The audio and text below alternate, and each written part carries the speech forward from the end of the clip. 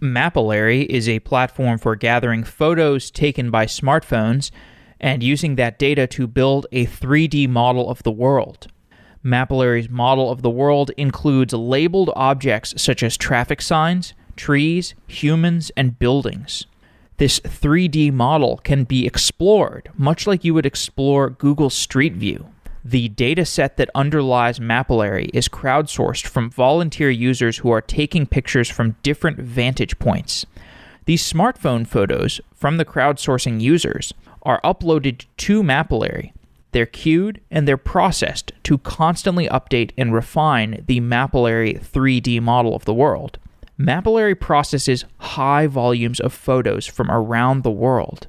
These images in the photos need to be correctly fit into Mapillary's model of the world, like a puzzle piece sliding into place. And these are 2D images that are being used to build a 3D vision of the world. Those images need to be segmented into the different entities within them. Those entities need to be put through object recognition algorithms. When two user images have a conflict, like let's say one picture is taken before an earthquake happens and one picture is taken after an earthquake happens, that conflict in the scene needs to be resolved somehow. Mapillary is building a three-dimensional picture of the world, and the company has so many interesting engineering problems. There's this high volume of images, and the level of processing has created the need for a unique sequence of indexing, queuing, and distributed processing using Apache Storm. In addition to processing all of this data and building a 3D model, Mapillary also serves an API for querying geolocations about traffic signs and road conditions and bus stops. This is the business model, is selling the queries against the Mapillary model of the world. Peter Neubauer is the co-founder of Mapillary. He's also a co-founder of Neo Technology, the company behind Neo4j, which is a graph database.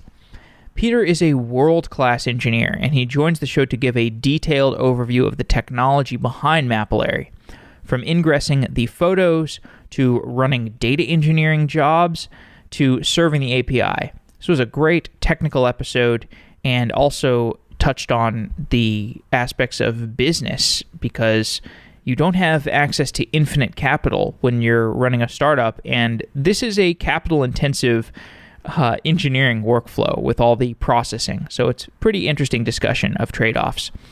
Before we get started, I want to mention that we are looking for sponsors for Q4. If you are a company that's interested in reaching the 50,000 engineers that listen to Software Engineering Daily, we'd love to have you as a sponsor. Please send us an email, or I'm Jeff at softwareengineeringdaily.com, or you can check out our website. We have a contact form. You can fill out the contact form and tell us what you're looking for, and we would love to have you as a sponsor. We're also hiring right now. We're hiring a podcaster. We're hiring writers. We're hiring other jobs. You can find those at softwareengineeringdaily.com/jobs. We'd love to hear from you. And with that, let's get to this episode.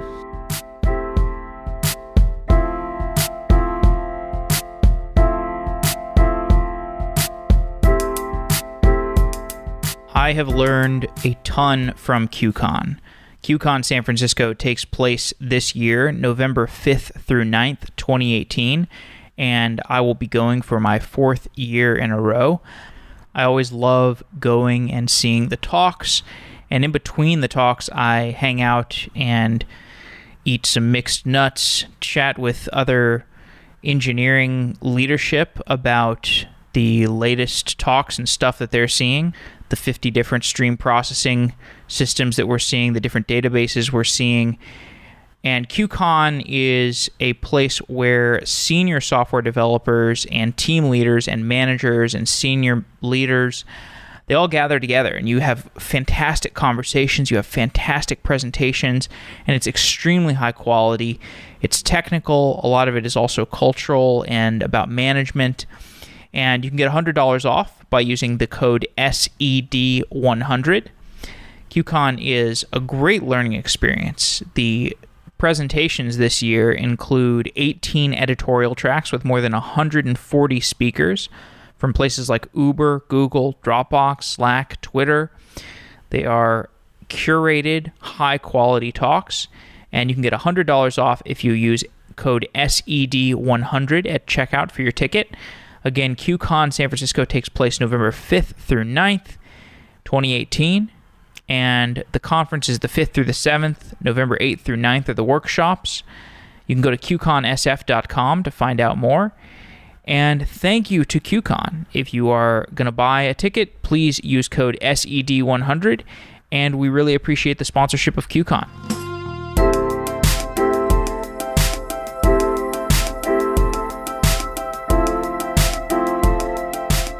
Peter Neubauer, you are the co-founder of Mapillary. Welcome to Software Engineering Daily. Yeah, thanks for having me. So we're talking about Mapillary today, and this is a mapping platform. We have Google Maps. That's the mapping platform that people are most familiar with. Why do we need another mapping platform? So Mapillary is not actually a mapping platform. We don't build maps. We are helping to fix the world's map. Crowdsourcing, computer vision, and everything that we can do. So basically, we extract map features from ground truth. And what's the relationship between Mapillary and a mapping platform like a Google Maps or OpenStreetMap? What kind of other previous technologies do you build off of? We build mostly not on top of maps, but actually on computer vision and deep learning, and of course, big data. So what we do is to take in ground truth in form of 2D data and extract and find map features that can be used to improve maps, but even do other things. We'll talk about that later. But yes, we are a digitalization platform for converting analog ground truth into digitally usable information that others can, for instance, build maps on. And in order to build something like a Google Street View, Google required really large investments to get these cars with these big cameras on top of them. How do you gather your imaging data? We actually don't gather any imaging data at all by ourselves. We let anyone with a camera that can capture, imagery and a possibility to geolocate these to upload pictures to our platform or videos. We then see to the de-distortion and to the representation of these images in the same reference system that we have, and make sure that all the cameras and all the angles and distortions get normalized so we can actually overlap these features in a 3D space. Maybe I can just briefly explain how these things work. Please do. So if someone uploads an image or a video to our platform, we will take these frames or images and we will first try to find semantically interesting features in these images. So we call it semantic segmentation. So we segment every pixel in that image to its most probable class, one of our 150 classes. That might be building, sky, road, markings, or whatever. We then take out the volatile parts of these mappings, for instance, clouds and sky and people, cars, and so on, things that are moving. We then take the rest that we assume to be static, and we apply another concept to this, which is called structure from motion. So we find matching features, matching pixels and edges and so on in images that overlap, that we think are in the same area and looking at the same scene. And via that, we do like a big triangulation of all these things simultaneously, and we gain a depth map between, for every image. How far do we think the pixels are from the camera? And we then overlap these to gain a triangulated 3D model of that scene. So it's like a sparse point cloud that we get out of, different images overlapping each other. And then in the last step, we apply the segmentation that we have in the beginning to this point cloud. So we now know that like this overlapping pixel over there is a lamppost or is a fire hydrant or whatever. So we get a point cloud that is semantically understood by our backend. And then the last step, of course, from that, we can use clustering algorithms and other routines to, for instance, find point objects that might be, street signs, or line objects that might be fences or road markings, lane markings, crossroads, whatever. And that we extract to be map features that are usable and interesting to others. So all this we expose via our APIs, and what you see on mapillary.com is basically just a viewing example on this. So what you see in the viewer, which looks like Street View, is really a 3D reconstruction scene with photo textures on it. So in contrast to Google Street View, where maybe if I'm looking at the Street View, there's some contextual information, like there's some mapping between the Street View image and whatever search results I'm looking at, or information about, I can look in Street View and sort of see, okay, this is the McDonald's that's on the corner. I'm not sure if there's signage information that's correlated and schematized and whatnot, but what Mapillary is doing is building more highly schematized, more high resolution, more normalized representations of imagery. So I would say, as for Google, Street View is basically a side product of their data collection for what they want to build self-driving cars on, which is like high definition backend maps. For Mapillary, we do this similar things. We don't do high definition maps, but we do map features, which can be used for instance, high definition maps. And also our kind of Street View front end is just a byproduct. With somewhat differences, we expose like not only the imagery or the textures, we are actually exposing all the data. So you get all the segmentations. You can ask Mapillary, show me all the pictures that have more than 2% of the pixels being occupied by cars in Sweden. That's the query you can place on Mapillary. So the Street View part, both in Google and in Mapillary, is just a byproduct. It's the photo textures in a navigational frame. And also you can use Mapillary with a lot less restrictions than what you can do in Google. So that's why OpenStreetMap, for instance, is using Mapillary extensively for adding new features to the maps because of licensing reasons also. We are very, very licensing friendly to, basically anybody. What are some use cases for Mapillary, some applications that have been built with Mapillary? I mean, you mentioned OpenStreetMap. Maybe you could talk more about that use case and perhaps some other ones. Yeah, so there's different reasons that people use Mapillary. One reason is like documenting things. That is what, for instance, the World Bank is doing when they go in Africa and map areas that they find interesting or are threatened by, for instance, like nature catastrophes or others.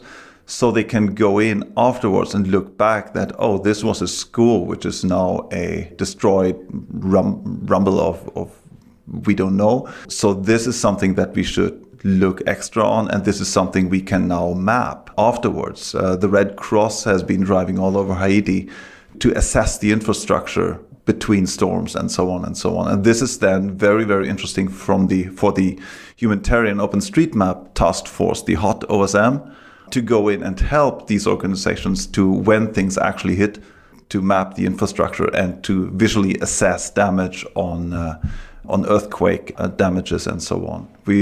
Last year we imported 6 million images from Microsoft Bing Street View in the Houston area in Florida when the storms hit, because we have so good integrations with the OpenStreetMap community and with others, and can then overlay that with new imagery that they themselves take via GoPros and mobile phones and so on.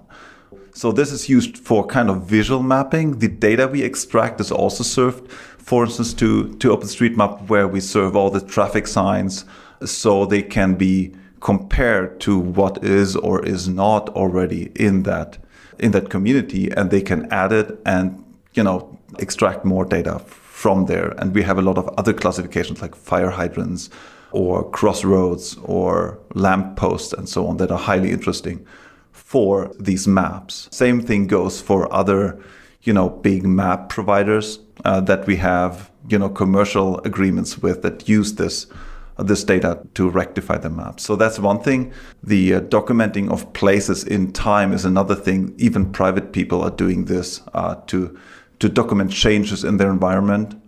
Parts of towns being built up, schools being built, like all sorts of things. Municipalities are using Mapillary for these reasons too, for like surveying reasons. They want to use the imagery that they themselves have to survey things over time, like the quality of the roads, the change of environment when building is going on, the quality of the greenery on the side of streets, and so on and so on.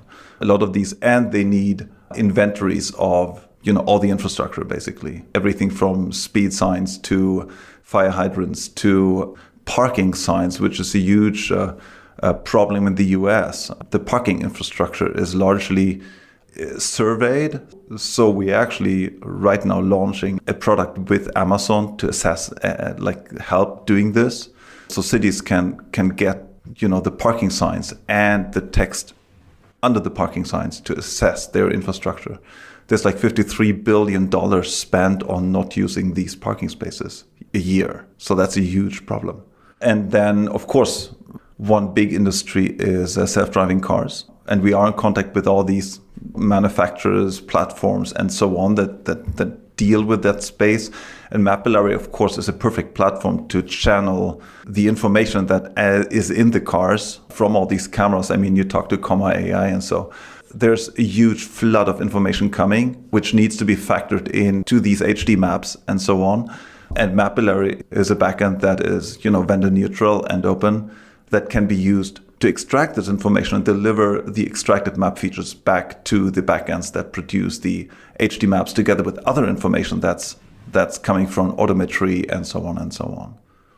The example of having cars going around Houston after the floods or going through Haiti and building an understanding of the damage that has been caused by the natural disasters, that seems like a very different application than recognizing highly defined structures like stop signs or stoplights or street fronts.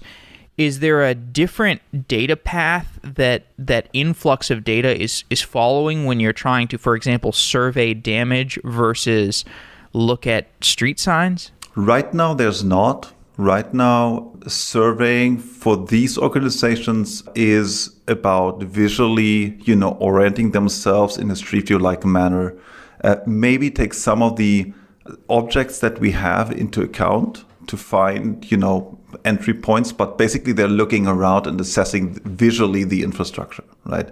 However, what we're doing at Mapillary is right now we are segmenting a static set of 150 classes that we ourselves find useful for both classification and structure for motion and so on, and for our big users, which is street level normal classification. That's buildings, that's trees, and so on. You can look it up on the website.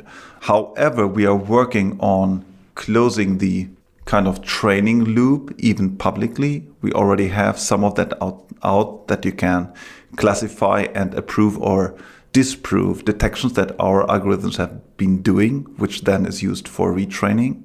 And you will be able to do that with random classes, with something that you come up with. Might be like double doors or whatever you can think of. You can then, classify things, say 1,000 signs or 1,000 rectangles in 2D data. You can then let the system train on this, suggest more, do a human feedback loop of, approve, disprove, correct, and so on, until this is good enough to be retraining that algorithm. Then this comes back, and finally you will get hopefully a satisfactory acceptance rate for these detections, and then you can merge this into objects or have these detections guide you, and maybe do that in all of Haiti on custom classes, which will be fantastic. Before we get into the engineering pipeline and the data the series of steps that a piece of data or an image or a collection of images might go through in order to build this application platform, I want to understand where we are contextually and why there are so many startups related to mapping. So there's Mapbox, there's SafeGraph, there's Deep Maps. There's been a boom in new companies that are interested in mapping the physical world to more structured digital space. And it's no surprise to me that this is useful. But I would like to know, why has there been a boom now? Why didn't it come earlier? Were there some pivotal technological breakthroughs that we needed to make? Or is it more an aspect of now there's market demand because self-driving cars are coming? I think there are different aspects to it. I think that one of the breakthroughs that has been done is that we finally have ways to make the digitalization of reality scalable, both in terms of humanly scalable, which OpenStreetMap is doing. You're engaging a lot of kind of fringe contributors. You don't need to be a mapping expert to actually produce high quality data.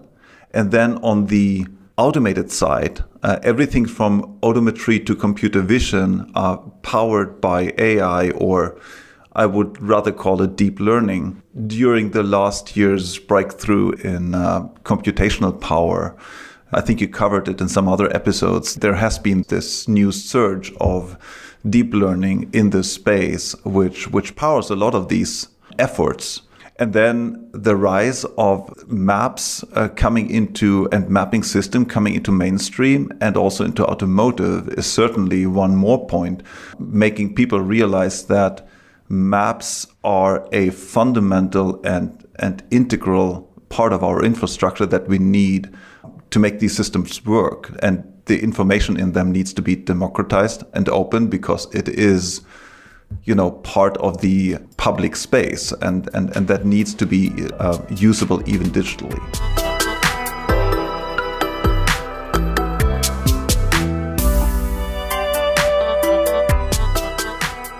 DigitalOcean is a reliable, easy-to-use cloud provider. I've used DigitalOcean for years, whenever I want to get an application off the ground quickly. And I've always loved the focus on user experience, the great documentation, and the simple user interface. More and more people are finding out about DigitalOcean and realizing that DigitalOcean is perfect for their application workloads. This year, DigitalOcean is making that even easier with new node types. A $15 flexible droplet that can mix and match different configurations of CPU and RAM to get the perfect amount of resources for your application. There are also CPU-optimized droplets, perfect for highly active front-end servers or CI/CD workloads. And running on the cloud can get expensive, which is why DigitalOcean makes it easy to choose the right size instance. And the prices on standard instances have gone down too. You can check out all their new deals by going to do.co/sedaily. And as a bonus to our listeners, you will get $100 in credit to use over 60 days. That's a lot of money to experiment with. You can make $100 go pretty far on DigitalOcean. You can use the credit for hosting or infrastructure, and that includes load balancers, object storage. DigitalOcean Spaces is a great new product that provides object storage. And of course, computation. Get your free $100 credit at do.co/sedaily. And thanks to DigitalOcean for being a sponsor. The co-founder of DigitalOcean, Moisey Uretsky, was one of the first people I interviewed, and his interview was really inspirational for me. So I've always thought of DigitalOcean as a pretty inspirational company. So thank you, DigitalOcean.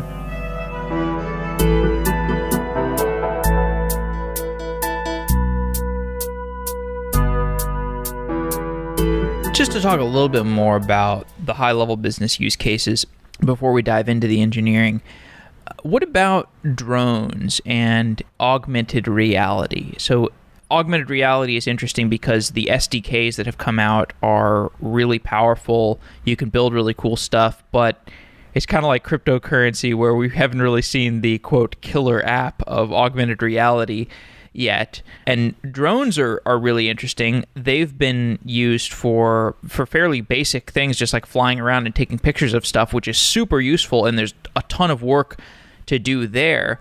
But I feel like when you take augmented reality or you take drones and you add object segmentation to it, either from the point of view of just the fact that drones could be used to pull in images instead of using crowdsourcing people, except that there's perhaps a stigma against having drones flying around consumer spaces, that can get you a much faster influx of data.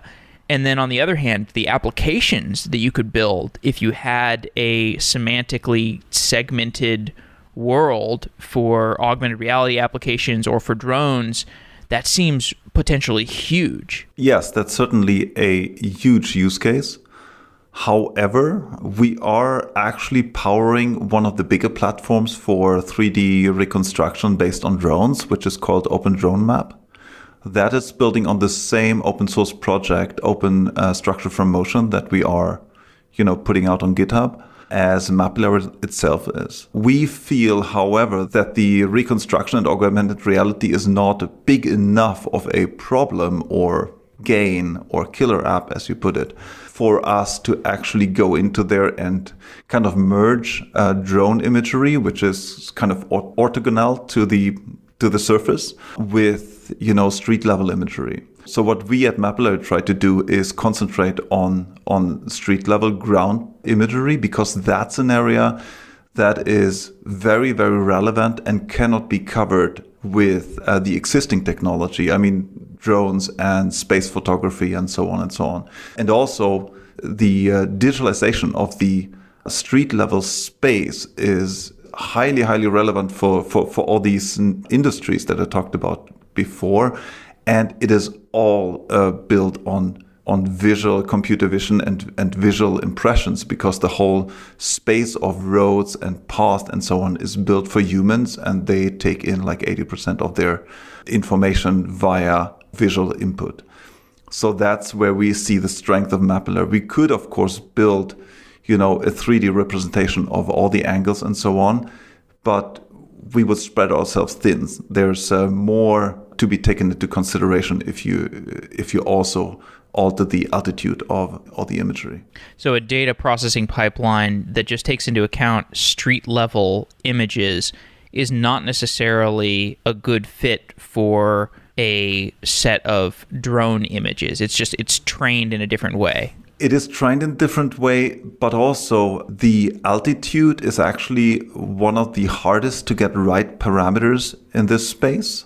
The GPS altitude is not reliable, especially not in phones, and Mapillary is a platform where we bring our own devices, and the data that we get in is comparatively bad. The GPS positions, for instance, can vary up to like 15 meters or something, and we still can, process them to a degree where we can back correct visually by overlap with the other imagery, the existing photos, and make the positioning better.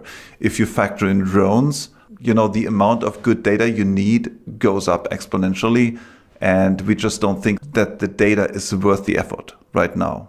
Well, it's like adding another axis. I mean, for the street level view, you kind of just have the X and Y, and drone, you have the Z axis as well. Which may be we have variable. the Z axis already, but it's very hard to get accurate data for it. We have, for instance, for positioning, the Z axis is very, very important. For instance, if you are at a mountain and see a traffic sign, what you think is 10 meters away is that if that is standing in San Francisco going downwards, then it's actually, much farther away. So in the US, for instance, there's height data for the whole country that we can factor in, so we know how to calibrate, because we cannot rely on the actual positions of the imagery we're getting in. They have zeta positions, but it's too bad to actually be interesting worldwide. So given the data that we operate on in the consumer space, it's simply safer to assume that things are, 1.5 meter over ground. Let's get into the data pipeline. Describe the data gathering in more detail. How does it happen? How does it involve the crowdsourcing mechanism? Describe the data gathering process. So data gathering is actually done with anything that can give us positioned 2D data. So we have our own applications that basically are sequence shooting applications. So you put them on and they will shoot an image every second or every other second, depending on what you want and how much space you have on your memory card. And when you get to Wi-Fi, you will upload that data. Mostly, we encode the interesting metadata into a JSON structure in the EXIF description field, which we then extract again. We also gather GPX traces, so we can later, for instance, make adjustments. It is, for instance, much more safe to assume a certain constant offset to the moving direction of a camera, mostly pointing forward, and get the compass angle factor via that offset calculation along the trace, than to actually trust the GPS compass on the phone, which always has drift and is not accurate and so on. You then upload these images to Mapillary, and we will harvest them. It's an upload to an S3 bucket, and we will scan that bucket and harvest the image meta information. At the same time, we take the image and we blur it. It gets segmented with a special segmentation network that finds faces and license plates, which is very, very stable. And it's one of our things that people want to use outside of Mapillary too, because it's currently the world's best blurring network. Considering GDPR, that's very interesting to a lot of people. And this gets segmented, and anything that's classified as face or license plate is then blurred. Thumbnails are done in different resolutions, put back on CloudFront so we can access them. And after that process is done, we calculate the sequence trace of all these uploaded images in a sequence. So that's where the green lines on the Mapillary map come from. And when that is done, when we have collected, say you uploaded 100 photos or 1,000, and they get connected into one sequence and ordered by time and are privacy blurred, then you get the notification and the image is publicly available that this image has been processed. After this, we are having several kind of processing waves on these images. So one is, for instance, the segmentation on the street level stuff that we need to actually spatially connect it. So the first thing you get is just time-wise a sequence hop that you can do, in that you can basically do a stop motion movement along that sequence.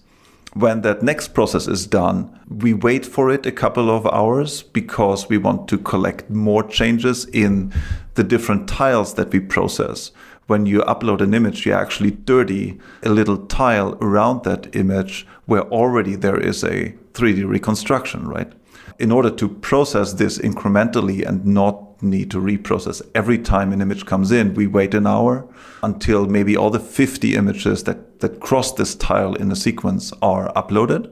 And we then reprocess that dirty tile with the merging of the new visual model or the 3D point cloud, which then has effects on the already existing imagery, because we actually wriggle the camera positions into place so that they best fit the visual overlap in their accuracy radiuses. So that means if I come with a bad consumer-grade phone and do a shitty sequence through New York last year, which has an accuracy level in these urban canyons of maybe just 15 meters, and today the city of New York uploads high-resolution, super nice GPS with just a few centimeters accuracy radius in that tile, then my images will actually have better corrected positions than last year, because basically the visual model gets anchored at the points of the municipality's imagery, right?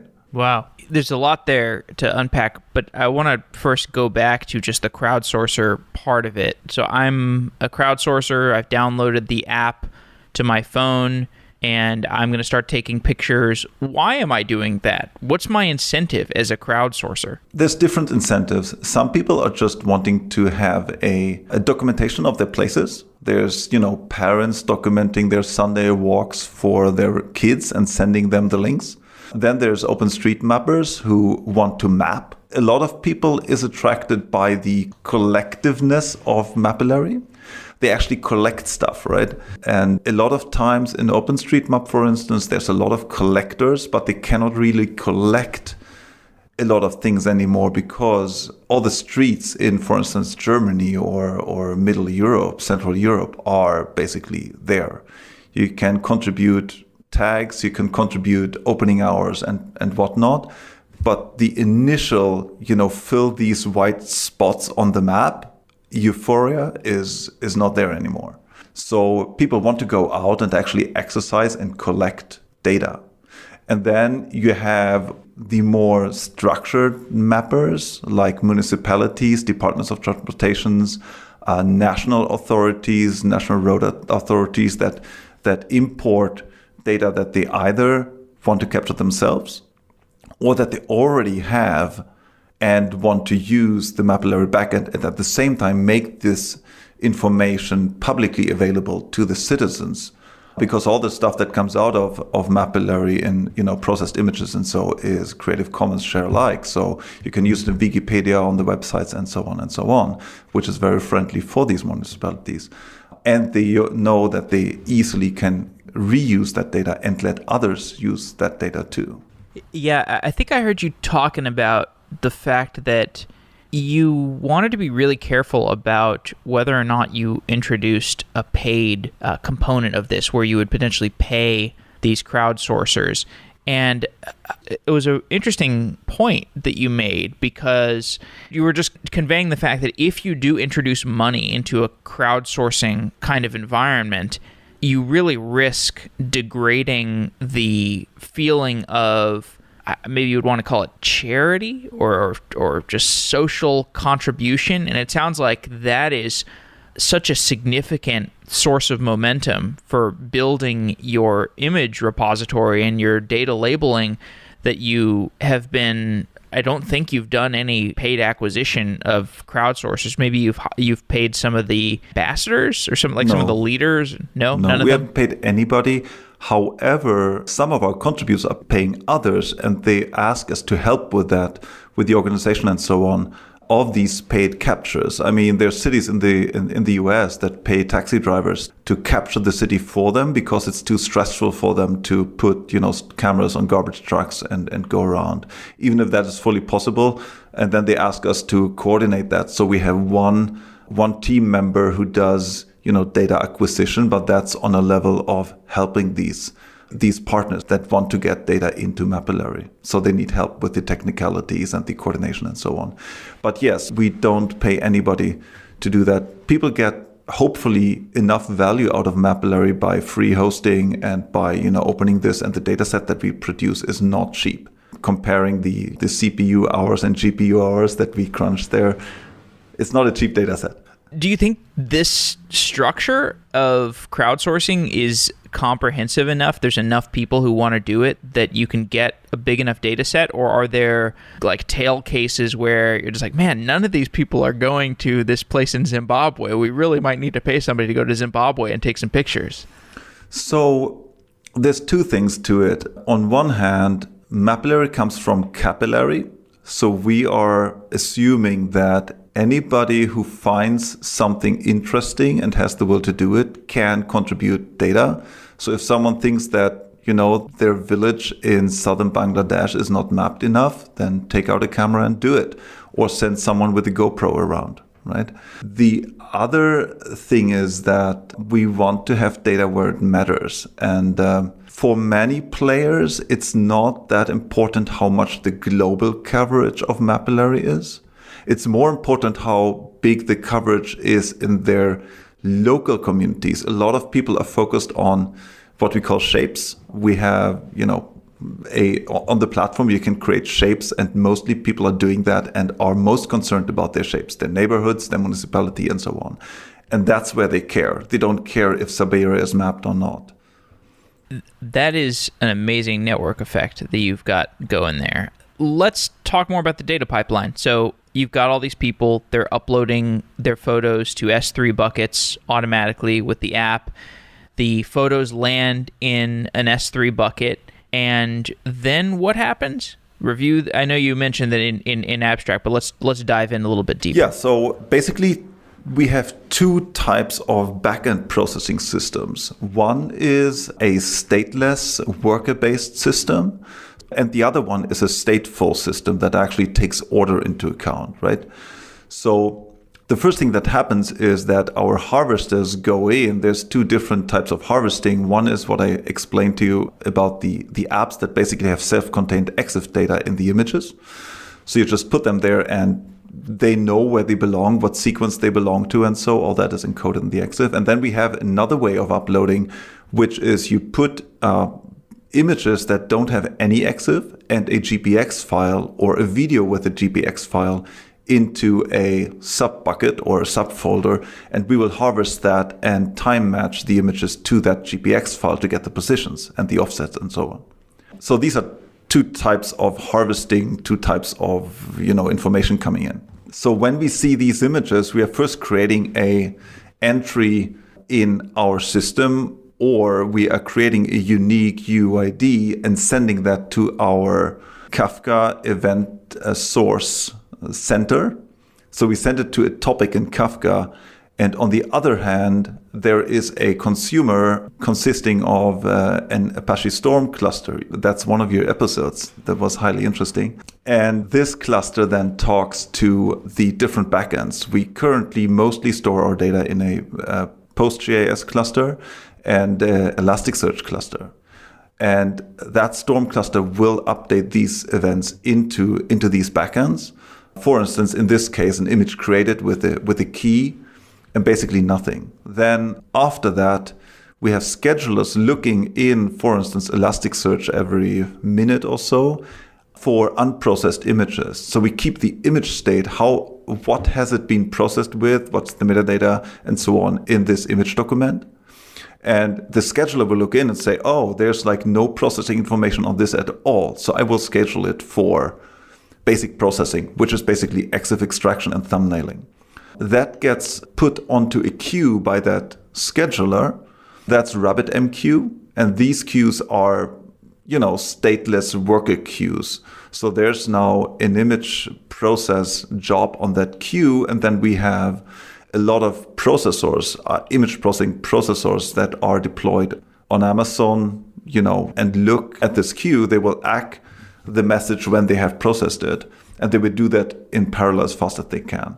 Meanwhile, the scheduler sends an event. The image state processing is now started to process, gets persisted by Storm again into Elasticsearch. It will not be rescheduled because the scheduler will see, oh, this is actually processing right now. When this is done, it will send again a message that says state is now processed. And then the next wave of, state processing goes in. Now we need to structure for motion it, then we need to do this and this. So we have this dependency graph of processing that is going through to all this.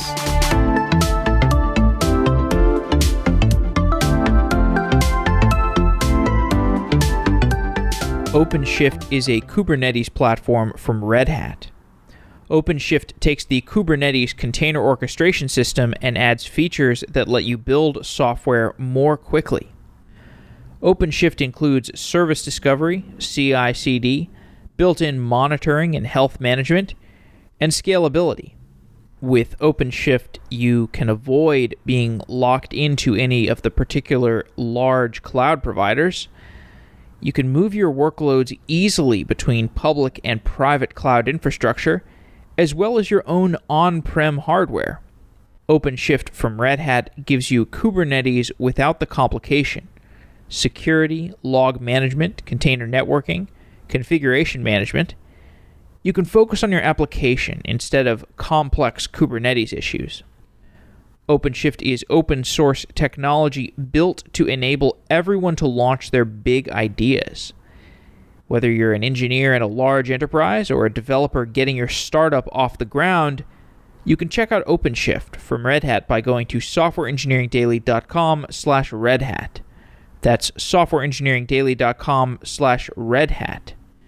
I remember the earliest shows I did about Kubernetes and trying to understand its potential and what it was for. And I remember people saying that this is a platform for building platforms. So Kubernetes was not meant to be used from raw Kubernetes to have a platform as a service. It was meant as a lower level infrastructure piece to build platforms as a service on top of, which is why OpenShift came into manifestation. So you can check it out by going to softwareengineeringdaily.com/redhat and find out about OpenShift.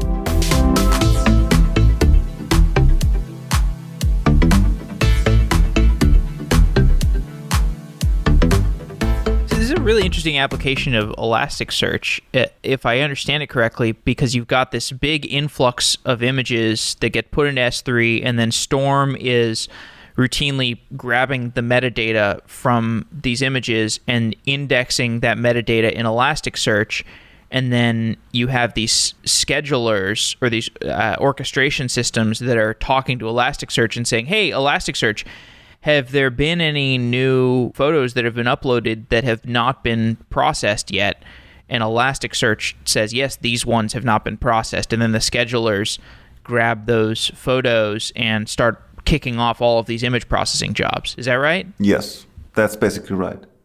That's fascinating. So I don't think I've seen or I've heard of Elasticsearch being used in that kind of application. Maybe just to give more context, explain why Elasticsearch is a good data store for that. Like, why couldn't you just use like a SQL database and then have a field that says, has this been processed or not? So actually we did that in the beginning. The whole system evolved from a little Ruby on Rails system based on PostGIS. And we stored the current processing state as a, dictionary in an HStore column. And that way coordinated the processing of the images and so on. Until recently, it was actually used, but, half a year ago, the whole thing just ran out of bounds. We had, at that point, we crossed, 200,000 images a day. We are now at almost 1 million a day.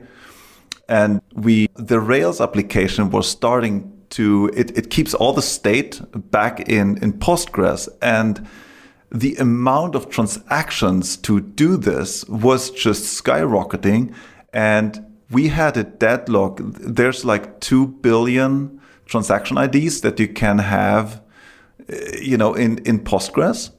And we were at 1.3 billion. And we had 6 weeks to go until we would hit 2 billion because the auto vacuum process could only, vacuum 400 million of these while we were adding 600 million new transactions to the database. So we were running out of transaction IDs, and that's a hard limit. I mean, at that point, Postgres will stop responding until it has cleaned. The vacuum process, one run, took 3 weeks. So, we had to migrate all that data and everything to Elasticsearch. We were using that in parallel before.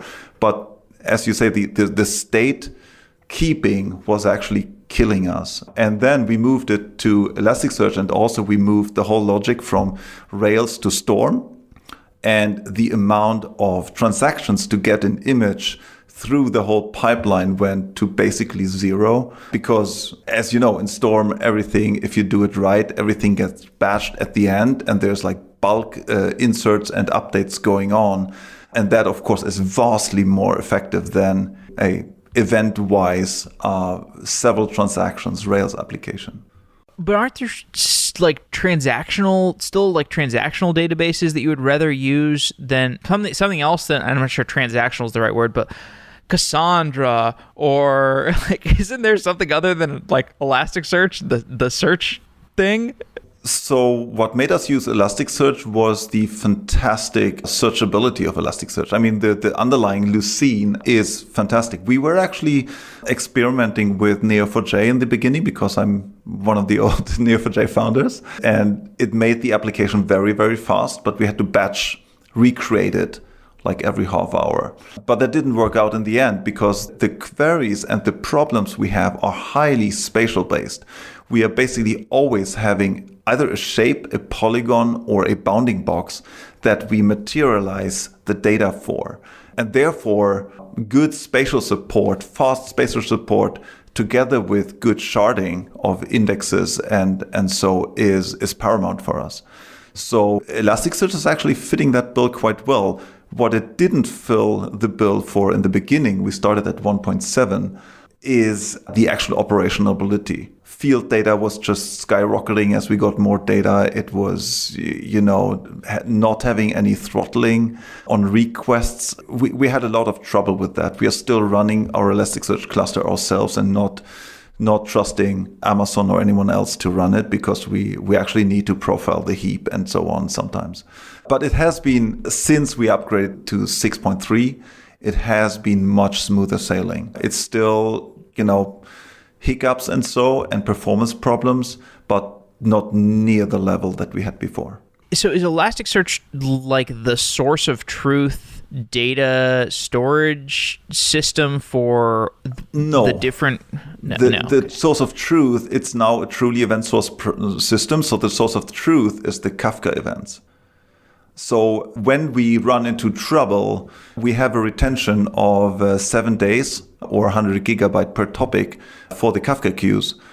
So within a week, we can actually replay the whole, event log for a topic back into Storm and, basically refill or correct the data in both Elasticsearch and Postgres. However, after that, we kind of trust the database, which is snapshot.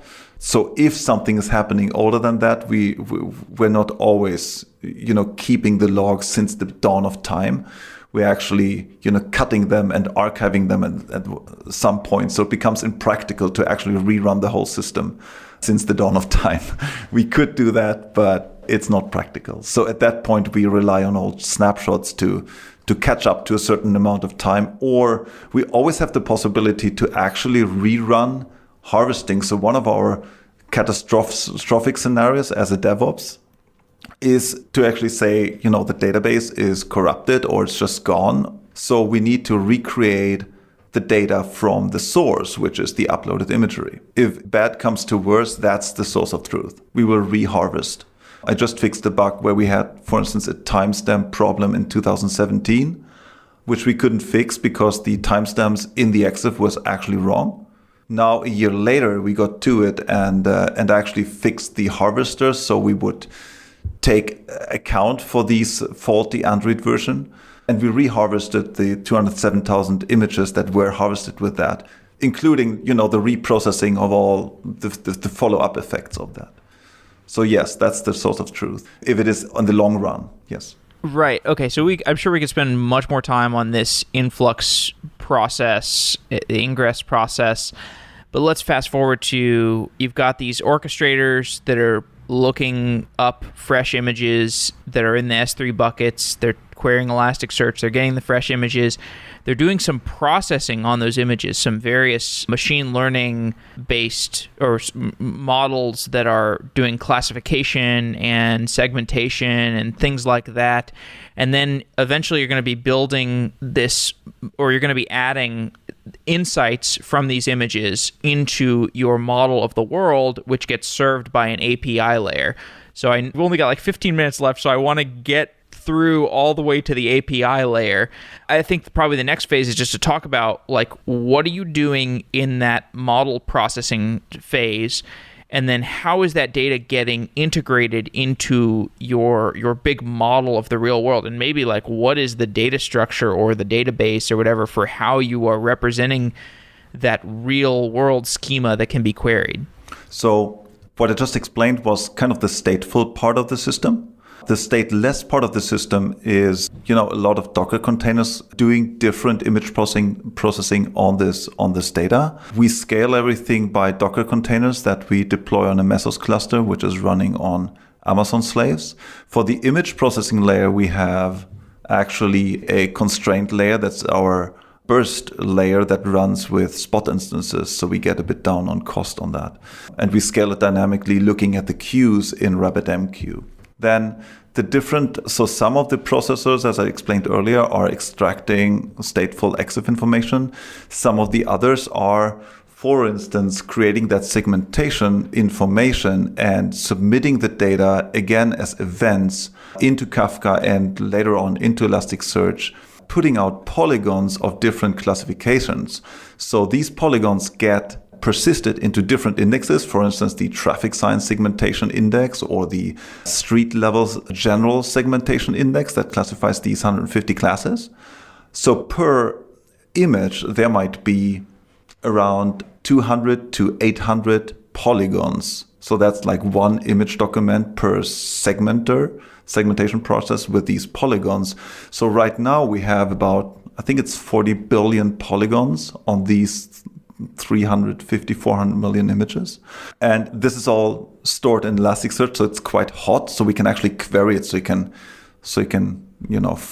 give me stop signs classifications that have more than 3 instances on the image taking up a space. We store the area of 30% of the image in the lower left corner. So that's quite advanced queries. And you can combine that, of course, with the position and say, in the state of Wyoming, by this user, and so on and so on.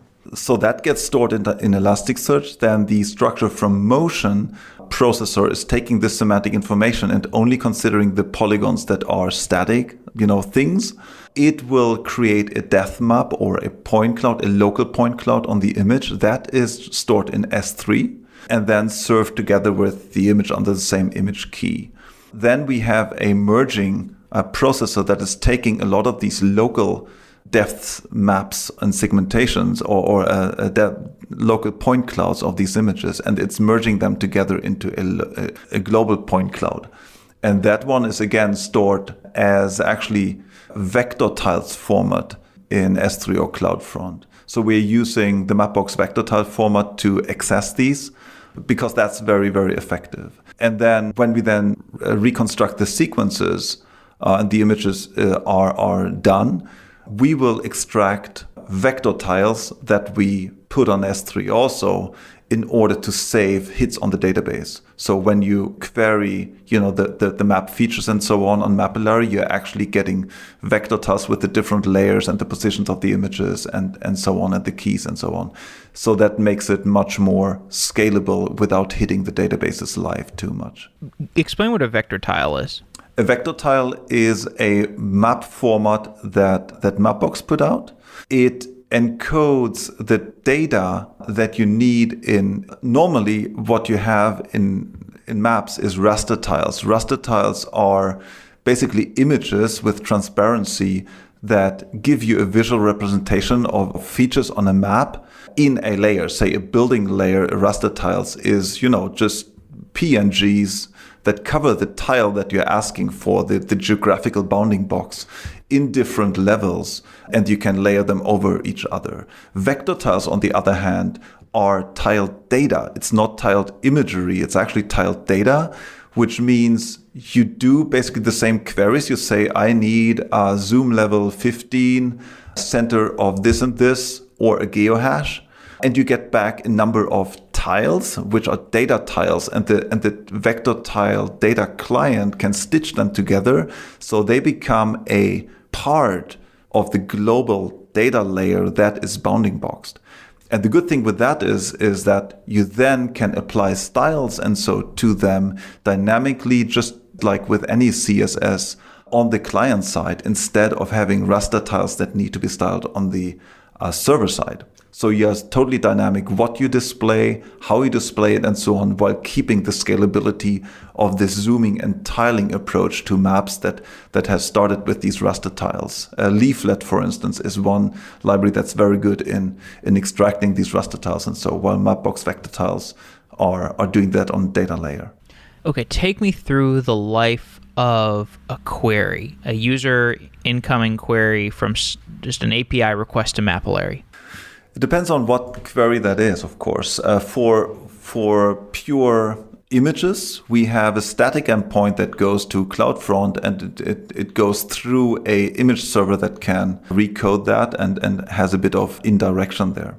For normal API requests, we first have a S3 load balancer that goes to an API that terminates the SSL traffic, of course, and does some basic stuff, and then comes down to our Marathon Mesos cluster that has a DNS load balancer, an HA proxy in front of it that balances round robin containers that are scaled, to different instances. So we have an HA proxy Docker container that's scaled to, say, 5 instances and gets round robin requests from outside. It will then determine what endpoint this is, do the authentication on the client ID, and it will decode the JWT token that you have to identify yourself, and attach that to the request and send it to the different backends. We have actually different backends serving different things. Further down, most of our version 3 requests are going to a backend server that runs a Falcor-based API. Netflix Falcor is an alternative to GraphQL. So the API is a graph of data that you can query, that we expose as REST, and for our own applications as actually a graph. And that one will then make the actual calls to the databases or serve you cached data. If you are asking the same user and their sequences 2 times, you will actually get a cached graph subset of that data. So that saves us a lot of data requests back to the backend. And then this gets JSON packeted or REST packeted and served back.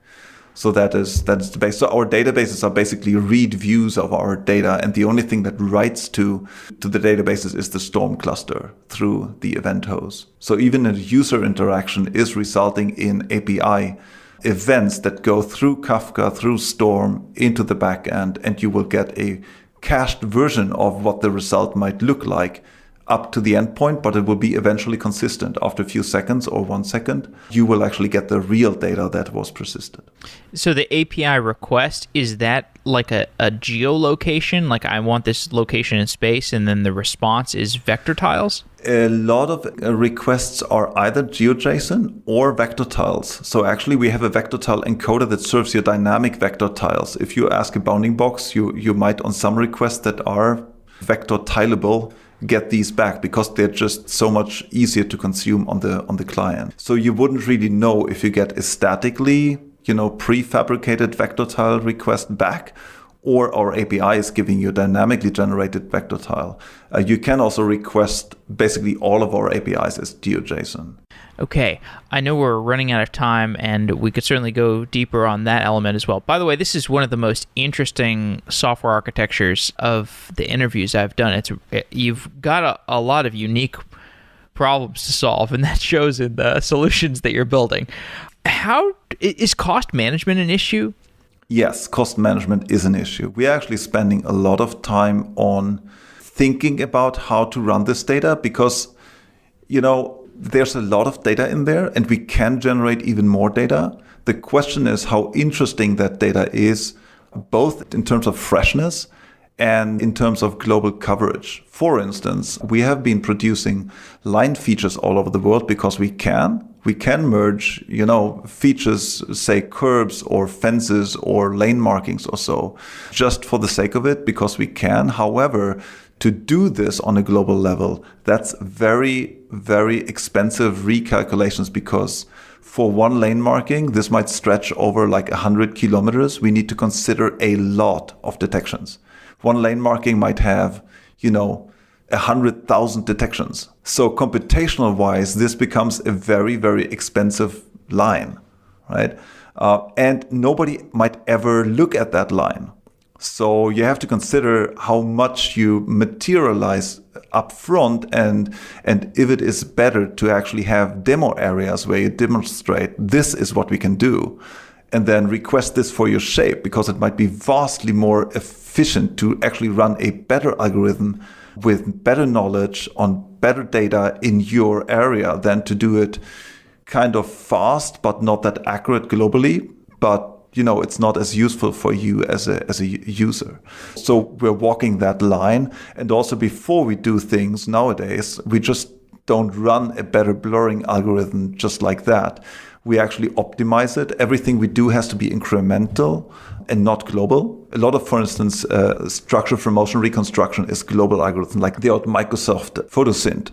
That was a global algorithm that takes like all the data in it, it reconstructs the scene. We can't afford that. We cannot recalculate all the world. So we are spending a lot of time on making these things effective, both in production and also in our research labs. That's one reason why we can win these segmentation challenges. And so with almost no hardware, we have a couple of, GPUs in our office in Graz that are making people sweat in summer, but this is nowhere near the type of GPU clusters that Baidu or Google are using to brute force their results. Okay, last question. How do you expect your business to change as these self-driving cars get on the road and you have just a gigantic influx of demand and influx of data? We are seeing that this will be a fantastic surge towards the aim of Mapillary. This will pretty much, if we can get partnership with some of these providers, a lot of them doesn't want to open their data to others, so others can reuse it. This is what we want because Mapillary has the mission to, make the data public. When we get there, and we get there kind of like, country-wise, town-wise, and so on, people come to us and want to do this, then we will have fantastic coverage, fresh coverage of all the places where these cars go. Of course, this is nowhere near what Mapillary is trying to do. I mean, we're talking, bike path, we're talking hiking trails, national parks, disaster areas. I mean, this is, of course, one step closer to where data matters, but data does not only matter on roads. That's what might seem interesting, and that's what Google has been focusing on. But there's a lot of other places that people want to have digitalized. So yes, self-driving cars will be a huge boost in that sector, but it's not the end of the road. Peter, thank you for coming on Software Engineering Daily. It's been really great talking to you. Thank you. It was fun being here. GoCD is a continuous delivery tool created by ThoughtWorks.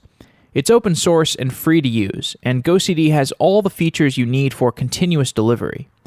Model your deployment pipelines without installing any plugins.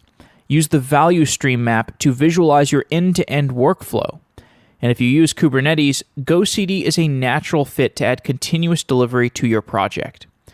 With GoCD running on Kubernetes, you define your build workflow and let GoCD provision and scale your infrastructure on the fly. GoCD agents use Kubernetes to scale as needed. Check out gocd.org/sedaily and learn about how you can get started. GoCD was built with the learnings of the ThoughtWorks engineering team, who have talked about building the product in previous episodes of Software Engineering Daily, and it's great to see the continued progress on GoCD with the new Kubernetes integrations. You can check it out for yourself at gocd.org/sedaily, and thank you so much to ThoughtWorks for being a longtime sponsor of Software Engineering Daily. We're proud to have ThoughtWorks and GoCD as sponsors of the show. Wow!